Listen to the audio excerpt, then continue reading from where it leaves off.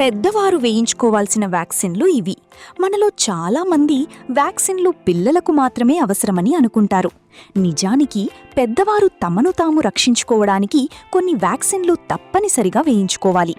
Tetanus మరియు diphtheria booster డోసులను ప్రతి 10 సంవత్సరాలకొకసారి వేయించుకోవాలి.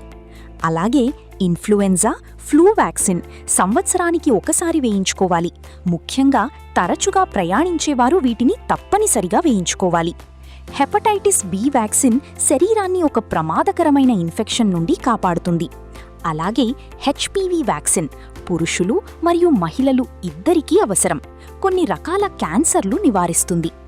వయస్సు 50 దాటిన వాళ్లు షింగిల్స్ వ్యాక్సిన్ వేయించుకోవాలి. న్యూమోకాకల్ వ్యాక్సిన్ ముఖ్యంగా 60 ఏళ్లు పైబడిన వారికి లేదా బలహీన రోగనిరోధక శక్తి ఉన్నవారికి అవసరం. ఈ వ్యాక్సిన్లు సింపుల్గా అనిపించినా ఇవి మీ శరీరాన్ని రక్షించే గోడ లాంటివి.